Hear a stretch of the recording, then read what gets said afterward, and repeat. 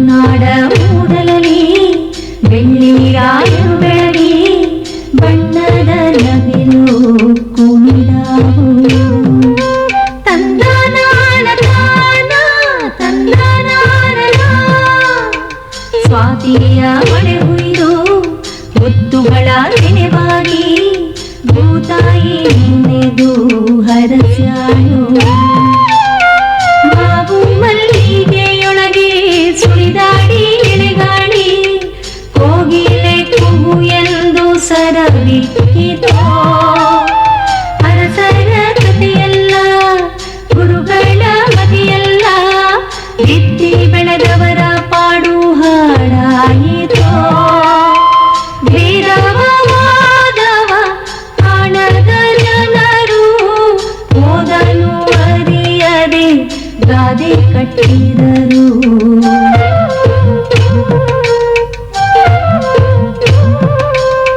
ಮಣ್ಣಲ್ಲಿ ಮಣ್ಣಾಗಿ ಕಂಪು ದಿಕ್ಕಿಗೆ ತುಂಬಿ ಜಗಕ್ಕೆಲ್ಲ ಸೂಸ್ಯಾರೋ ಸಿರಿಗಂಧ ಜಗಕ್ಕೆಲ್ಲ ಸೂಸ್ಯಾರೋ ಸಿರಿಗಂಧ. ನಮಸ್ಕಾರ. ಸಿರಿಗಂಧ ಪರಿವಾರದ ಪರವಾಗಿ ನಿಮಗೆಲ್ಲರಿಗೂ ವತ್ಸಲ ಮೋಹನ್ ಬಯಸುವ ಸ್ವಾಗತ ಸುಸ್ವಾಗತ.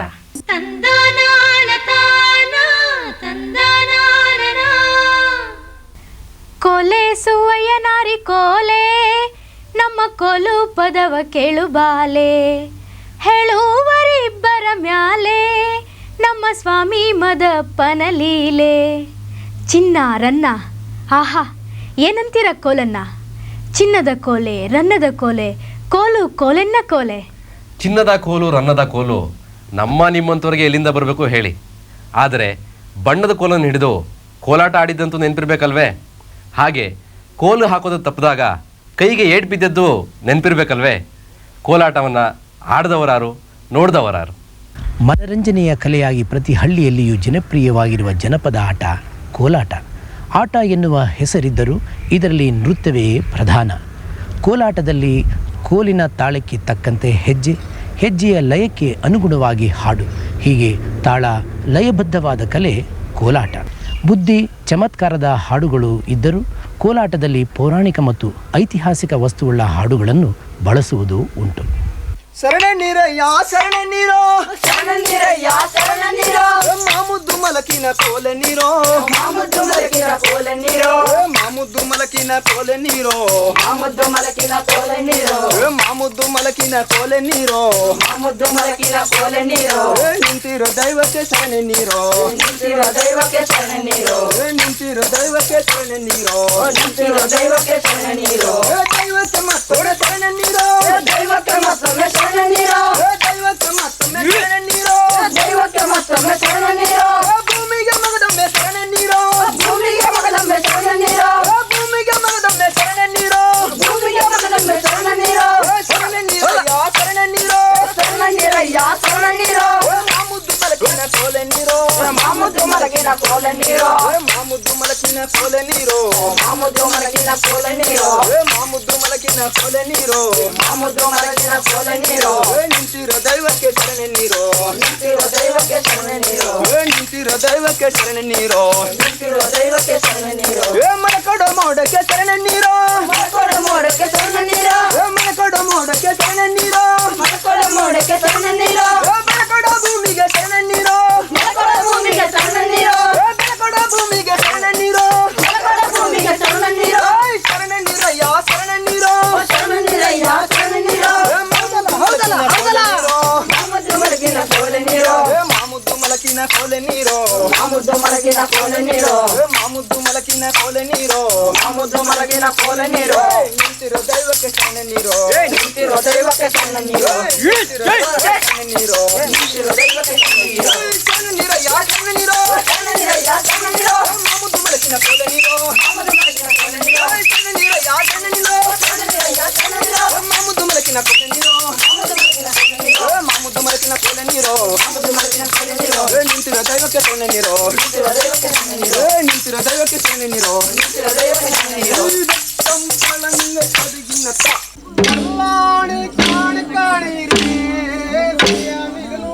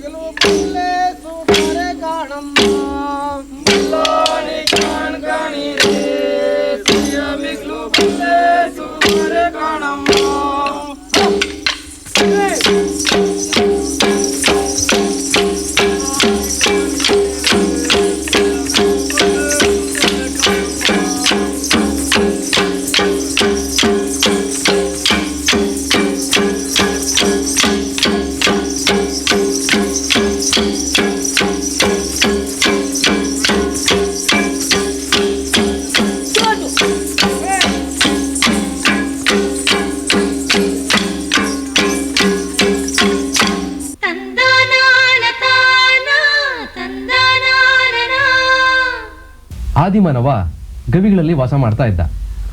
ಗವಿಯಿಂದ ಹೊರಬಂದು ಗುಡಿಸಲುಗಳು, ನಂತರ ಹೆಂಚಿನ ಮನೆ, ಈಗ ಗಗನಚುಂಬಿ ಕಟ್ಟಡಗಳನ್ನು ಕಟ್ಟೋದಕ್ಕೆ ಹೊರಟಿದ್ದಾನೆ. ಆ ಚಂದ್ರನ ಮೇಲೂ ಮನೆ ಕಟ್ಟೋದಕ್ಕೆ ತಯಾರಿ ನಡೆಸ್ತಾ ಇರೋ ಈ ಕಾಲದಲ್ಲಿ ತೀರಾ ಇತ್ತೀಚಿನವರೆಗೆ ಗವಿಗಳಲ್ಲಿ ವಾಸ ಮಾಡ್ತಿರೋ ಜನ ಇದ್ರು ಅಂದರೆ ನಂಬೋದಕ್ಕೆ ಸ್ವಲ್ಪ ಕಷ್ಟ ಆಗುತ್ತಲ್ವೇ? ಅದರಲ್ಲೂ ಕರ್ನಾಟಕದ ರಾಜಧಾನಿ ಬೆಂಗಳೂರಿಗೆ ಸಮೀಪದಲ್ಲಿರುವ ಮಾಗಡಿ, ರಾಮನಗರದ ಸುತ್ತಮುತ್ತ, ತುಮಕೂರು ಜಿಲ್ಲೆಯ ಹುತ್ತರಿ ದುರ್ಗ, ಹುಲಿಯೂರು ದುರ್ಗಗಳಲ್ಲಿ ವಾಸಿಸುತ್ತಿದ್ದ ಇಲಿಗರು ಎಂಬ ಒಂದು ಬುಡಕಟ್ಟು ಜನಾಂಗವಿದೆ. ಇವರ ಬಗ್ಗೆ ಇನ್ನೂ ಹೆಚ್ಚಿನ ವಿವರವನ್ನು ತಿಳಿದುಕೊಳ್ಳೋಣ. ಶತಶತಮಾನಗಳಷ್ಟು ಹಿಂದೆ ಮನುಷ್ಯರು ಎಲ್ಲಿ ವಾಸಿಸುತ್ತಿದ್ದರೆಂಬುದನ್ನು ತಿಳಿಯುವುದಕ್ಕೆ ನಮಗೆಲ್ಲರಿಗೂ ಆಸಕ್ತಿ, ಕುತೂಹಲಗಳಿವೆ. ಆದಿಮಾನವರು ಮರದ ಪೊಟರೆಗಳಲ್ಲಿ, ಗವಿಗಳಲ್ಲಿ ವಾಸಿಸುತ್ತಿದ್ದರೆಂದು ಕೇಳಿದ್ದೇವೆ. ಆದರೆ ನಮ್ಮ ರಾಜಧಾನಿಯ ಆಸುಪಾಸಿನಲ್ಲೇ ಜನ ಕಲ್ಲು ಬಂಡೆಗಳ ನಡುವೆ ಆದಿಮಾನವರಂತೆ ಬದುಕುತ್ತಿದ್ದಾರೆಂದರೆ ಯಾರಿಗಾದರೂ ಆಶ್ಚರ್ಯವಾದೀತು.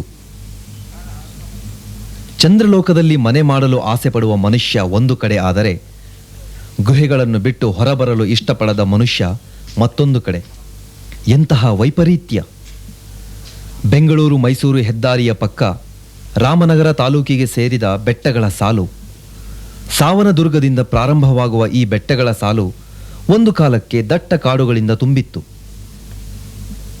ಈಗಲೂ ಮನುಷ್ಯವಾಸ ಇಲ್ಲಿ ಸುಲಭವಲ್ಲ.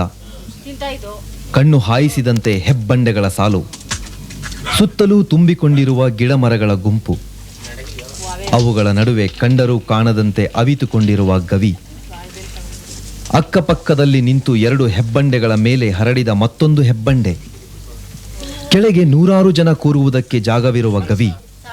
ಯಾವುದೋ ಕಾಲಕ್ಕೆ ಋಷಿ ಮುನಿಗಳು ವಾಸಿಸುತ್ತಿದ್ದ ಗವಿಗಳಿರಬೇಕೆನ್ನುವ ಊಹೆ ನಮಗೆ ಬರದಿರದು. ಈಗ ಈ ಗವಿಗಳಲ್ಲಿ ವಾಸಿಸುವ ಇಲಿಗರ ಬಗೆಗೆ ಮತ್ತಷ್ಟು ವಿಚಾರವನ್ನು ತಿಳಿಯುವ ಕುತೂಹಲ ಸಿರಿಗಂಧದ ತಂಡಕ್ಕೆ. ತಂಡದ ನಾಯಕರು ಕರ್ನಾಟಕ ಜಾನಪದ ಪರಿಷತ್ನ ಅಧ್ಯಕ್ಷರಾಗಿರುವ ಶ್ರೀ HL ನಾಗೇಗೌಡರು.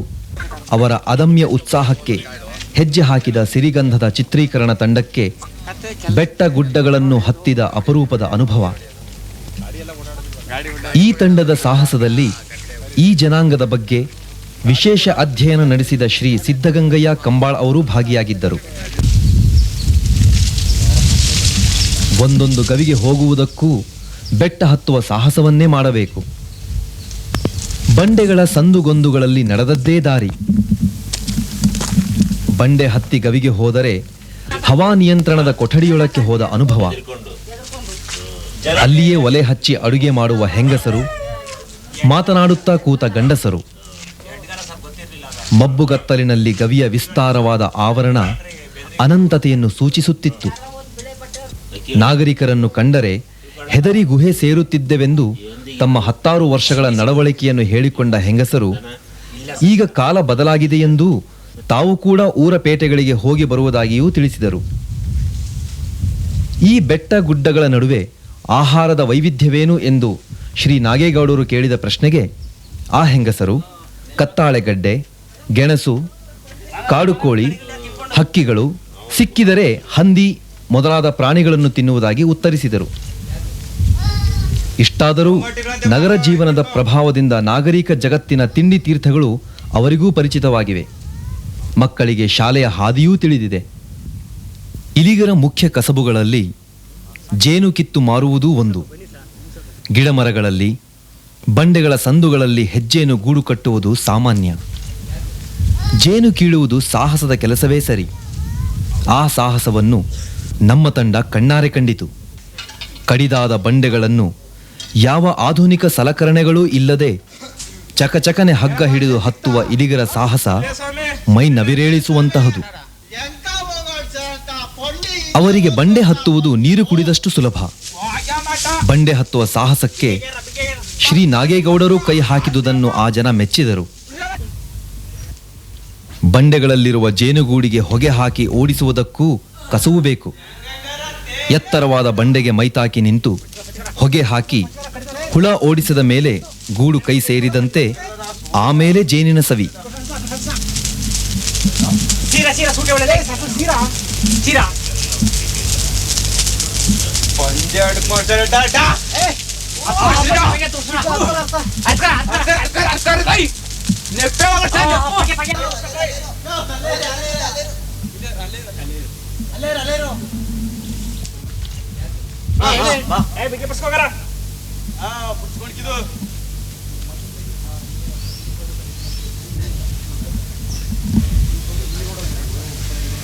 ಜೇನು ಕೀಳುವುದರಲ್ಲಿ ನಿಪುಣರಾದ ಇಲಿಗರು ಹೊಲದ ಬದು ದಿಣ್ಣೆಗಳಲ್ಲಿರುವ ಇಲಿಗಳನ್ನು ಹಿಡಿಯುವುದರಲ್ಲಿಯೂ ನಿಪುಣರು.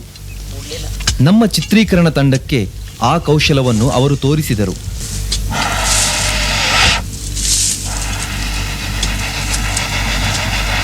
ಪೈಡ ಕಟ್ಬಿಟ್ಟಿದ್ದಾರಲ್ಲ ಇಲ್ಲಿಡಿಯರು ನೀವು.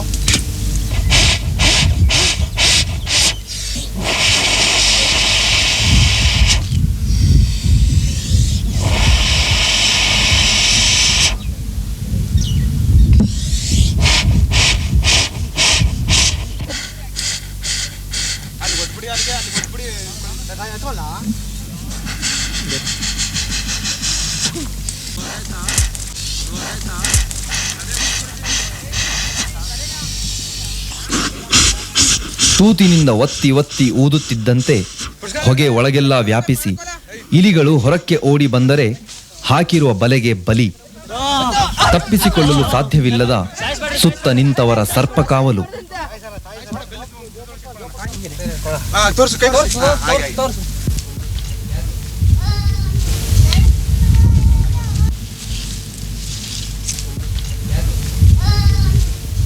ಹೊಗೆ ಇಟ್ಟ ಮಡಕೆಯನ್ನು ಕಿತ್ತರೆ ಅದರ ಬಾಯಿಗೆ ಬಿದ್ದ ಇಲಿಗಳನ್ನು ಕೈ ಇಟ್ಟು ತೆಗೆಯುವಾಗ ಎಷ್ಟೋ ಸಲ ಹಾವುಗಳೂ ಸಿಕ್ಕಿರುವುದುಂಟು.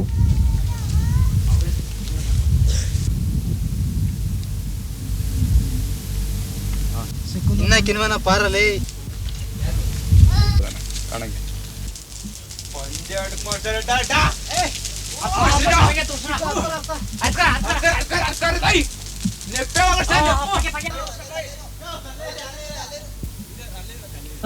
ಹಿಡಿದ ಇಲಿಗಳನ್ನು ಸುಟ್ಟು ಆಲೂಗಡ್ಡೆ ಸಿಪ್ಪೆ ತೆಗೆದಷ್ಟು ಸುಲಭವಾಗಿ ಚರ್ಮ ಸುಲಿದು ತಿಂದು ಗುಹೆ ಕಡೆ ಹೊರಟರೆಂದರೆ ದಿಗ್ವಿಜಯ ಸಾಧಿಸಿದ ಸೈನ್ಯದ ಅದಮ್ಯ ಉತ್ಸಾಹ ಅವರ ನಡೆನುಡಿಗಳಲ್ಲಿ.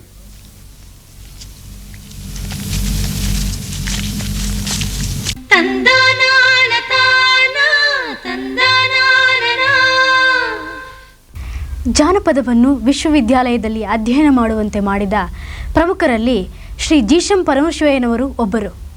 ಕರ್ನಾಟಕದ ಹಳ್ಳಿಗಳನ್ನು ಸುತ್ತಿ ಜಾನಪದದ ಬಗೆಗೆ ಅಪಾರ ಜ್ಞಾನವನ್ನು ಪಡೆದಿರುವ ಅವರು ದಕ್ಷಿಣ ಕರ್ನಾಟಕದ ಜನಪದ ಕಾವ್ಯ ಪ್ರಕಾರಗಳನ್ನು ಕುರಿತು ಗಂಭೀರವಾಗಿ ಅಧ್ಯಯನ ಮಾಡಿದ್ದಾರೆ.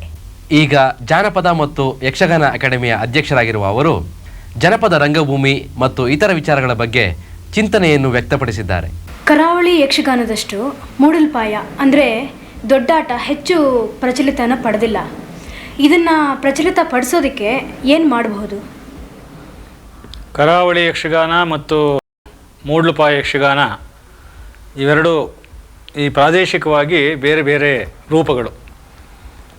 ಕರಾವಳಿ ಯಕ್ಷಗಾನ ಬಹಳ ದಿವಸದಿಂದ ಅದು ಒಂದು ಒಳ್ಳೆಯ ತಜ್ಞರು ಅದಕ್ಕೆ ಕೈ ಹಾಕಿ ತುಂಬ ಆಸಕ್ತಿಯಿಂದ ಅಲ್ಲಿನ ಕಲಾಭಿಮಾನಿಗಳು ಮತ್ತು ಕಲಾವಿದರು ಅದನ್ನು ಉಳಿಸ್ಕೊಂಡು ಬಂದಿದ್ದಾರೆ. ಅನೇಕ ರೀತಿಯ ಸೂಕ್ತವಾದಂಥ ಮಾರ್ಪಾಡುಗಳನ್ನು ಮಾಡಿಕೊಂಡು ಒಂದು ರೀತಿಯ ಪರಿಪೂರ್ಣತೆಯನ್ನು ಸಾಧಿಸೋ ಪ್ರಯತ್ನ ಮಾಡಿದ್ದಾರೆ. ವೇಷಭೂಷಣ, ಸಂಗೀತ, ಸಂಭಾಷಣೆ ಮತ್ತು ಇನ್ನಿತರ ರಂಗಸಜ್ಜಿಕೆಗಳಲ್ಲಿ ಅವರು ಏನು ಗಮನವನ್ನು ಕೊಡಬೇಕೋ ಅದನ್ನು ವಿಶೇಷವಾಗಿ ಕೊಟ್ಟಿದ್ದಾರೆ. ಯಕ್ಷಗಾನವೇ ಪ್ರಧಾನವಾದಂಥ ಒಂದು ಕಲೆ ಅಂತ ಅದನ್ನು ಆರಾಧಿಸಿಕೊಂಡು ಅವರು ಬಂದಿದ್ದಾರೆ. ಸಾಮಾನ್ಯರಿಂದ ಹಿಡಿದು ವಿದ್ಯಾವಂತರವರೆಗೆ ಆ ಕಲೆಯನ್ನು ಅವರು ತುಂಬ ಮೆಚ್ಚಿಕೊಳ್ತಾರೆ. ತಮ್ಮ ಕಲೆ ಅಂತಕ್ಕಂಥ ಅಭಿಮಾನವನ್ನು ಅವರು ಹೊಂದಿದ್ದಾರೆ. ಆ ಕಲೆಯ ಮೂಲಕ ತಮಗೆ ಬೇಕಾದಂಥ ಎಲ್ಲ ರೀತಿಯ ಜ್ಞಾನ ಪ್ರಸಾರವನ್ನು ಅವರು ಪಡ್ಕೊಳ್ತಾ ಇದ್ದಾರೆ. ಮೂಡ್ಲಪಾಯದ ಸ್ಥಿತಿ ಏನಾಯಿತು ಅಂತಂದರೆ, ದಕ್ಷಿಣ ಕರ್ನಾಟಕ ಭಾಗದಲ್ಲಿ ಈ ಜನಪದ ನಾಟಕಗಳು ಇವುಗಳ ಪ್ರಭಾವ ಹೆಚ್ಚಾಗಿ ಮೂಡ್ಲಪಾಯ ಯಕ್ಷಗಾನ ಸ್ವಲ್ಪ ಮೂಲೆಗುಂಪಾಯಿತು.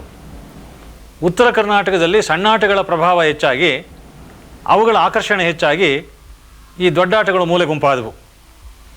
ಆದರೆ ಈ ಒಂದೇ ಕಲೆ ಮೂಡ್ಲಪಾಯ ಕಲೆ ಸ್ವಲ್ಪ ಸಂಗೀತದ ಪ್ರಭೇದದಿಂದ ಬೇರೆ ಬೇರೆ ಆದರೂ ಕೂಡ ಇದರಲ್ಲಿ ಅನೇಕ ರೀತಿಯ ವೈವಿಧ್ಯವಾದ ಆಕರ್ಷಣೆಗಳನ್ನು ಹೊಂದಿರತಕ್ಕಂಥ ಸಂದರ್ಭಗಳು ಕಂಡುಬರ್ತವೆ. ಇಲ್ಲಿನ ಸಂಗೀತವಾಗಲಿ, ಇಲ್ಲಿನ ಸಾಹಿತ್ಯವಾಗಲಿ, ಇಲ್ಲಿನ ವೇಷಭೂಷಣವಾಗಲಿ ಇದೊಂದು ಗಂಡು ಕಲೆ ಅನ್ನೋದನ್ನು ಎತ್ತಿ ತೋರಿಸ್ತವೆ. ಜನಪದ ಕಲೆಗಳಿಗೆ ಹೊಸ ರೂಪದ ಅಗತ್ಯವಿದೆಯೇ ಸರ್? ಜನಪದ ಕಲೆಗಳು ಅಂತಂದರೆ ಪ್ರದರ್ಶಕ ಕಲೆಗಳಿಗೆ ಸಂಬಂಧಪಟ್ಟಂತೆ ಈ ಪ್ರಶ್ನೆ ಕೇಳ್ತಾ ಇದ್ದೀರಿ ಅಂತ ನಾನು ತಿಳ್ಕೊಂಡಿದ್ದೀನಿ. ಪ್ರದರ್ಶಕ ಕಲೆಗಳಲ್ಲಿ ಜನಪದ ನೃತ್ಯಗಳು, ರಂಗಕಲೆಗಳು, ಮನರಂಜಕರ ಕಲೆಗಳು ಪ್ರಧಾನವಾಗಿ ಬರ್ತವೆ. ಈ ಎಲ್ಲ ಕಲೆಗಳು ಕೂಡ ಹೊಸ ರೂಪವನ್ನು ಕೊಡಬೇಕಾದ ಅಗತ್ಯ ಇದ್ದೇ ಇದೆ. ಹೊಸ ರೂಪವನ್ನು ಕೊಡೋದು ಅಂತಂದರೆ ಏನು? ಸಂಪೂರ್ಣವಾಗಿ ಈ ಕಲೆಗಳನ್ನು ಬದಲಾಯಿಸ್ತಕ್ಕಂಥದ್ದು ಅಂತಲೇ, ಅಥವಾ ಇವುಗಳ ಮೂಲ ಚೌಕಟ್ಟಿನ ಒಳಗೆ ಕೆಲವು ಸುಧಾರಣೆಗಳು ಮಾಡಬೇಕು ಅಂತಕ್ಕಂಥ ಪ್ರಶ್ನೆ ಎರಡು ಬರ್ತವೆ ಇಲ್ಲಿ. ನನ್ನ ಅಭಿಪ್ರಾಯದಲ್ಲಿ ಈ ಮೂಲ ಕಲೆ ಏನಿದೆಯೋ ಆ ಕಲೆಯಲ್ಲಿರ್ತಕ್ಕಂಥ ಸಣ್ಣ ಪುಟ್ಟ ಅರೆಕೊರೆಗಳನ್ನು ಸರಿಪಡಿಸಿ ಸರಿಯಾದಂಥ ನಿರ್ದೇಶನದ ಮೂಲಕ ಈ ಕಲೆಗಳನ್ನು ನಾವು ಒಂದು ಶಿಸ್ತಿನ ಚೌಕಟ್ಟಿಗೆ ಒಳಪಡಿಸುವ ಮೂಲಕ ಅವುಗಳ ಸುಧಾರಣೆಯನ್ನು ತರ್ಬೋದು ಅಂತ ನಾನು ಭಾವಿಸ್ಕೊಂಡಿದ್ದೇನೆ. ಇವತ್ತು ನಮ್ಮ ಕಲಾವಿದರು ಏನು ಮಾಡ್ತಾರೆ ಅಂತಂದರೆ, ಯಾವುದೇ ರೀತಿಯ ಸೂಕ್ತವಾದ ನಿರ್ದೇಶನವಿಲ್ಲದೇ, ಯಾವುದೇ ರೀತಿಯ ಕಲಾ ಪ್ರಜ್ಞೆಯ ಒಂದು ಅಭಾವದಿಂದಲೂ ಕೂಡ ಕೂಡಿದವರಾಗಿ ಅವುಗಳನ್ನು ತಮಗೆ ತೋಚಿದಂತೆ ಪ್ರದರ್ಶನ ಮಾಡ್ತಾಯಿದ್ದಾರೆ. ಯಾವ ಕಲೆಗೆ ಯಾವ ವೇಷಭೂಷಣ ಬೇಕು, ಎಷ್ಟು ಮಟ್ಟಿನ ವಾದ್ಯ ವಿಶೇಷಗಳು ಬೇಕು, ಯಾವ್ಯಾವ ಕುಣಿತಗಳು ಮೂಲ ರೂಪದಲ್ಲಿ ಉಳ್ಕೊಳ್ಬೇಕು ಅಂತಕ್ಕಂಥ ಅಂಶವನ್ನು ಅವರು ಮನಗೊಂಡಿದ್ದರೆ ಈ ಕಲೆಗಳು ಖಂಡಿತವಾಗಿ ಚೆನ್ನಾಗೇ ಇರ್ತವೆ. ಇದನ್ನು ನಾವು ಮೊಟ್ಟ ಮೊದಲು ಕಂಡುಕೋಬೇಕು. ಯಾವ ಕಲೆಗೆ ಏನು ವೇಷಭೂಷಣವನ್ನು ನಾವು ಅಳವಡಿಸಬೇಕು, ಅದೆಷ್ಟು ಮಟ್ಟಿಗೆ ಆ ಪರಂಪರೆಯ ಒಂದು ಹಿನ್ನೆಲೆ ಅದರ ಮೇಲೆ ಮುದ್ರೆ ಒತ್ತಿರಬೇಕು. ಜೊತೆಗೆ ನೃತ್ಯದಲ್ಲಿ ಏನು ಮೂಲ ಹೆಜ್ಜೆಗಳಿದ್ವು, ಯಾವ ಸಂದರ್ಭದಲ್ಲಿ ವಿಶಿಷ್ಟವಾದ ವಾದ್ಯಗಳ ಹಿನ್ನೆಲೆ ಇವುಗಳನ್ನು ನಡೆಸ್ತಾ ಇದ್ರು ಅಂತಕ್ಕಂಥ ಎಲ್ಲ ಹಿನ್ನೆಲೆಗಳನ್ನು ಗಮನದಲ್ಲಿ ಇಟ್ಕೊಂಡು ಜನಪದ ಕಲೆಗಳನ್ನು ತಮ್ಮ ಮೂಲ ಚೌಕಟ್ಟಿನಲ್ಲೇ ಸ್ವಲ್ಪ ಸುಧಾರಣೆಯನ್ನು ಮಾಡಿಕೊಂಡ್ರೆ ಆ ಕಲೆಗಳು ಖಂಡಿತವಾಗಿ ಇವತ್ತು ಆಧುನಿಕ ಜಗತ್ತಿನಲ್ಲಿ ಜನರಲ್ಲಿ ಒಂದು ಹೊಸ ಅಭಿರುಚಿಯನ್ನು ಮೂಡಿಸೋದಕ್ಕೆ, ನಮ್ಮ ಪರಂಪರೆಯ ಪ್ರಜ್ಞೆಯನ್ನು ಮೂಡಿಸೋದಕ್ಕೆ, ಜನಪದ ಕಲೆಗಳ ಅಲ್ಲಿ ಆಸಕ್ತಿಯನ್ನು ಕುದುರಿಸೋದಕ್ಕೆ ಸಾಧ್ಯವಾಗ್ತದೆ ಅಂತ ನಾನು ಭಾವಿಸ್ಕೊಂಡಿದ್ದೇನೆ.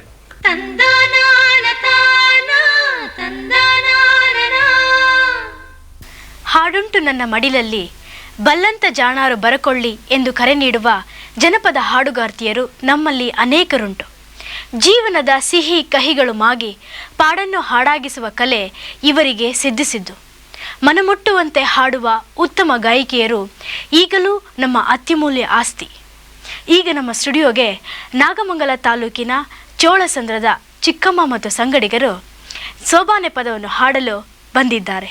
ಹೆಣ್ಣು ಚಂದ ಬಣ್ಣದಿಂದ ಕಣ್ಣು ಮಗನರದ ತುರ್ಬಿನಿಂದ, ಹೆಣ್ಣು ಚಂದ ಬಣ್ಣದಿಂದ ಕಣ್ಣು ಮಗುನ್ಯಾರದ ತುರ್ಬಿನಿಂದ, ಕಡ್ಲು ಚಂದ ಕಾಶಿನಿಂದ ನಾವು ನಾಕಾಳು ಸೇರಿದಲೇಶನಿಂದ, ಚಂದ ಕಾಶಿನಿಂದ ನಾಕಾಳು ಸೇರಿದಲೇಶನಿಂದ, ರೊಟ್ಟಿ ಚಂದ ತುಪ್ಪದಿಂದ ಸುಟ್ಟಂತ ಕರ್ತಿಯ ಒಪ್ಪದಿಂದ, ಚಂದ ತುಪ್ಪ ಚಂದ ಸುಟ್ಟಂತ ಕರ್ತಿಯ ಒಪ್ಪದಿಂದ, ಕಟ್ಟು ಚಂದ ಕಲ್ಲಿನಿಂದ ಕಟ್ಟಿಸಂತ ಜಣನ ರೊಕ್ಕದಿಂದ, ಚಂದ ಕೈಯಿಂದ ಕಟ್ಟಿಸಂತ ರೊಕ್ಕನ ರೊಕ್ಕದಿಂದ, ಹಸು ಚಂದ ಹಾಲಿನಿಂದ ಉಲ್ಲಾಕೆ ನಿರತರ ಜನನಿಂದ, ಚಂದ ಹಾಲಿನಿಂದ ಉಲ್ಲಾಕೆ ನಿರತರೋ ಜನನಿಂದ, ಹೆಣ್ಣು ಚಂದ ಬಣ್ಣದಿಂದ ಕಣ್ಣು ಮಗನರದ ತುರ್ಬಿನಿ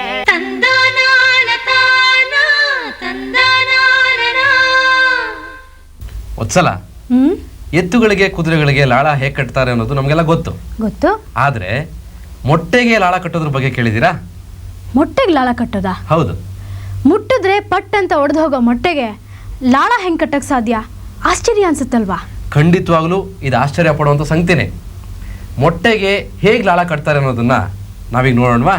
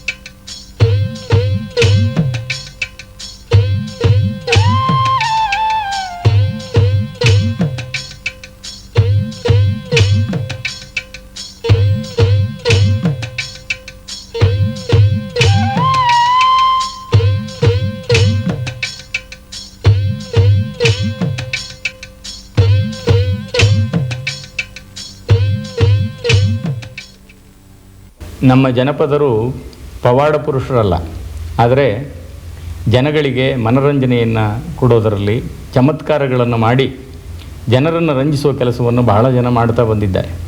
ನೀವು ಈ ಕೋಳಿ ಮೊಟ್ಟೆಗೆ ಮೊಳೆ ಹಾಕೋದನ್ನು, ಲಾಳ ಹಾಕೋದನ್ನು ಇದನ್ನೆಲ್ಲ ಹೇಗೆ ಕಲ್ತ್ರಿ, ಯಾರಿಂದ ಕಲ್ತ್ರಿ, ಮತ್ತು ಯಾರ್ಯಾರು ನೋಡಿ ಇದನ್ನು ಮೆಚ್ಕೊಂಡಿದ್ದಾರೆ, ಇದನ್ನು ಹೀಗೆ ಮುಂದುವರಿಸ್ತಿರೋ, ನಿಮ್ಮ ಮಕ್ಕಳಿಗೂ ಕಲಿಸಿದ್ದೀರೋ ಇತ್ಯಾದಿ ವಿಚಾರಗಳನ್ನೆಲ್ಲ ಸ್ವಲ್ಪ ತಿಳಿಸ್ತೀರಾ? ನಾನು ಸರ್, ನಮ್ಮ ತಂದೆಯವರು ಲಾಳ ಕಟ್ಟೋದು ಕಲಿಸಿದ್ರು. ನಾವು ಎತ್ಕೊಳಗೆ ಲಾಳ ಕಟ್ಕೊಂಡು ಬಂದಿದ್ದು.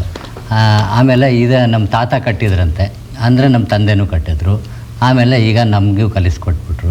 ಈಗ ನಾವು ತುರುಗ್ನೂರು ಯಾಚನಹಳ್ಳಿ ಹತ್ರ ಹೋಗಿ ಎತ್ಗಳಿಗೆ ಲಾಳ ಕಟ್ತಿದ್ದೀವಿ. ಅಲ್ಲೇ ಹೋಗಿ ಇದನ್ನು ಕಟ್ಟಿ ಹೆಸರು ಪಟ್ಕೊಂಡು ಸ್ವಲ್ಪ ಇದು ಮಾಡೋದು ಅಷ್ಟೇ ಸರ್. ಈ ಮೊಟ್ಟೆನೇ ನಾವು ಯಾಕೆ ಹಾರಿಸ್ಕೊಂಡು ಅಂದರೆ ಇದನ್ನು ತುಂಬ ಮಿದುವಾದ ಪದಾರ್ಥ. ಇದಕ್ಕೆ ಮೊಳೆ ಹೊಡೆದ್ರೆ ಜಲ್ದಿ ಹೊಡೆದೈತದೆ. ಅದನ್ನು ಹೊಡೆದೋಗದಂತೆ ಕಟ್ಟಿ ಹೆಸರು ಪಡಬೇಕಂತ ನಮ್ಮ ತಂದೆಯವರು ಮಾಡಿ ಅನಂತರ ನಮಗೆ ಕಲಿಸಿ ನಾವು ಅದನ್ನು ಹೊಡೆದೋಗದಂತೆ ಸುಮಾರು ಒಂದು 7-8 ಮೊಟ್ಟೆಗೆ ಇಲ್ಲಿವರೆಗೂ ಕಟ್ಟಿದ್ದೀವಿ. ಇನ್ನು ಮುಂದೆನೂ ನಾವು ಕಟ್ಕೊಂಡು ಹೋಗ್ತೀವಿ. ಹೀಗೆ ಏನಾದರೂ ಹಬ್ಬ ಹರಿದಿನ ಆದರೆ ಹಳ್ಳಿಗಳಲ್ಲಿ ಕಟ್ಟಿ ಸಾಮಾನ್ಯವಾಗಿ ಅಲ್ಲಿ ಮಡಿಗ್ತೀವಿ. ಆಮೇಲೆ ಅದನ್ನು ಹೊಡೆದು ಕಂಪ್ಲೀಟಾಗಿ ಸುರಿದು ತೋರಿಸ್ತೀವಿ.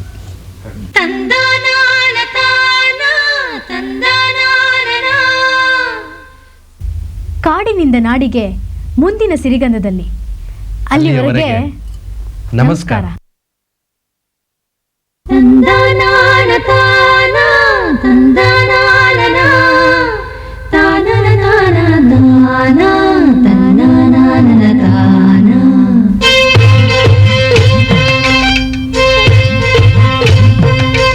ಕರುನಾಡ ಮೂಡಲಲ್ಲಿ ಬೆಳ್ಳಿರಾಯರು ಬೆಳಗಿ ಬಣ್ಣದ ನವಿಲು ಕುಣಿದಾವು. ತಂದನಾನ ತಾನ ತಂದನಾನ ಸ್ವಾತಿಯ ಮಳೆ ಹುಯ್ದು ಮುತ್ತುಗಳ ತೆನೆಬಾಗಿ ಭೂತಾಯಿ ನೆನೆದು ಹರಸ್ಯಾಳು.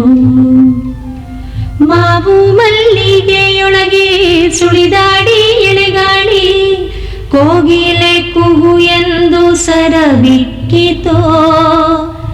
ಅರಸರ ಕಥೆಯಲ್ಲ, ಗುರುಗಳ ಮತಿಯಲ್ಲ, ಬಿತ್ತಿ ಬೆಳೆದವರ ಪಾಡು ಹಾಡಾಯಿತೋ. ವೇದವಾದವ ಕಾಣದ ಜನರು ಓದನು ಅರಿಯದೆ ಗಾದೆ ಕಟ್ಟಿದರು.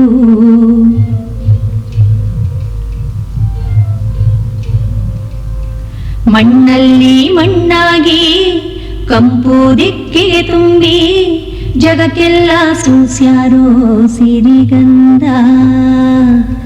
ಜಗಕ್ಕೆಲ್ಲ ಸೂಸ್ಯಾರೋ ಸಿರಿಗಂಧ. ತಂದನಾ